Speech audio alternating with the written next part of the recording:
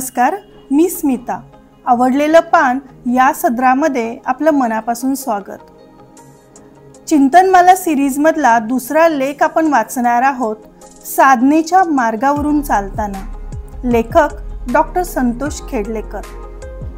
यश आणि जिंकणं दोन वेगवेगळे शब्द.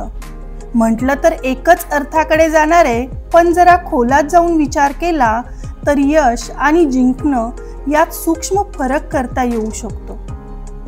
कोणतंही यश हे सहज साध्य नसतं, कारण त्यामागे असते साधना, तपश्चर्या, अभ्यास. पण जिंकणं हा शब्द वेगवेगळ्या अर्थाने वापरला जातो. कुणी एखादी स्पर्धा जिंकतो तेव्हा त्यामागे साधना असतेच. पण कुणी लॉटरीत पैसे जिंकले, कुणी टॉस जिंकला तर त्या जिंकण्यामागे केवळ योगायोग असतो. पण याचा अर्थ जिंकणे या शब्दामध्ये यशा इतकी उदात्त भावना नाही असा होत नाही. हीच तर आपल्या भाषेची गंमत आहे. एखाद्याने मन जिंकणे हा शब्दप्रयोग आपण जेव्हा वापरतो तेव्हा आपल्या डोळ्यासमोर चटकन गान सम्राज्ञी लता मंगेशकर, विक्रमादित्य, सचिन तेंडुलकर अशी काही नावे येतात. या लोकांनी अनेकांची मनं जिंकून आपल्या क्षेत्रात यश मिळवलं आहे. श्रोते हो, यश हे साधनेतून मिळतं. ज्याच्याकडे चिकाटी असते, प्रयत्नांची पराकाष्ठा करण्याची इच्छाशक्ती असते, असेच लोक अखंड साधनेतून यश मिळवतात. ही साधना म्हणजे कधी गायकाचा रियाज असू शकेल, कधी एखाद्या खेळाडूचा सराव असू शकेल, तर कुणा तपस्याची तपश्चर्या असू शकेल. आपल्या प्रत्येकात क्षमता आहेत, पण ओळखण्यात बहुतांशी लोक कमी पडतात.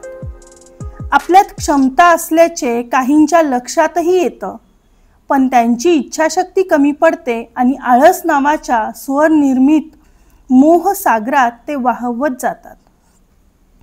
आपणच आपल्या भोवती बहाण्यांच्या फुलांचे ताटवे फुलवतो आणि आहे त्या परिस्थितीत सुख नैव जगत राहतो. अशा लोकांच्या ठाई ना कुठल्या आकांक्षाचे घुमारे फुटतात, ना त्यांना नाविन्याची ओढ असते. जे आहे त्यात समाधान मानण्याची ही अल्पसंतुष्ट प्रवृत्ती आपल्याबरोबर आपल्या कुटुंबाला, समाजाला मागे नेत असते. आपल्या क्षमता आणि मर्यादांचा अंदाज घेऊन पुढे जाताना नकळतपणे क्षमतांची क्षमता वाढवीत नेणे ज्याला जमते तोच यशाला गवसणी घालतो. यासाठी आपल्या आजूबाजूला डोळसपणे बघायची गरज आहे. आपण कितीही शिकलो, लौकिक अर्थाने कितीही मोठ्या पदावर असलो, तरी आपल्यातील शिष्यत्व जपत पुढे जात राहिले पाहिजे.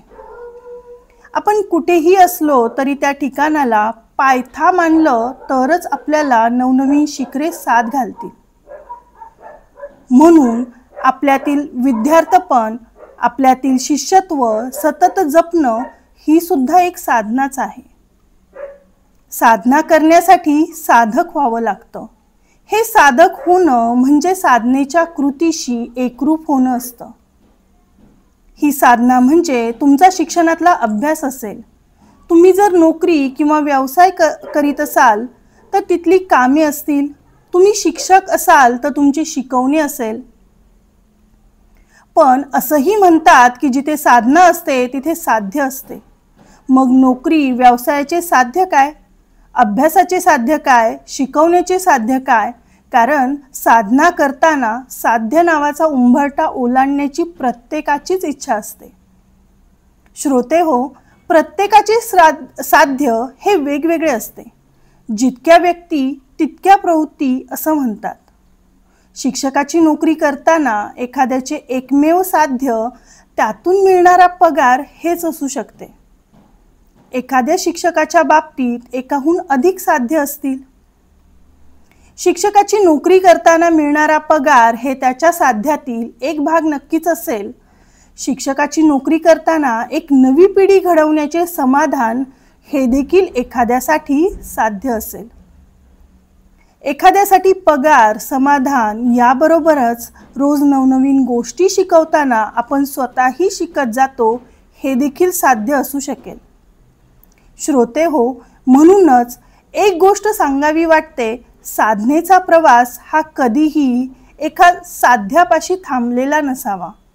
साधना ही आपल्या आयुष्यात अखंडपणे चालणारी क्रिया असावी. आयुष्यात पूर्णत्व नावाची गोष्ट कोणत्याही विशिष्ट क्षणी येत नाही. पूर्णत्वाकडे जाणारी वाट ही कधीही न संपणारी असते. या न संपणाऱ्या वाटेवरून प्रवास करताना मिळालेलं एखादं यश म्हणजे आयुष्याची इतिपूर्ती नसते. आपण अजून पूर्णत्वाला पोहोचलेलो नाही असे मानून पूर्णत्वाकडे जाणाऱ्या मार्गाने साधना करीत राहणे हेच माणूसपणाचे लक्षण आहे. धन्यवाद.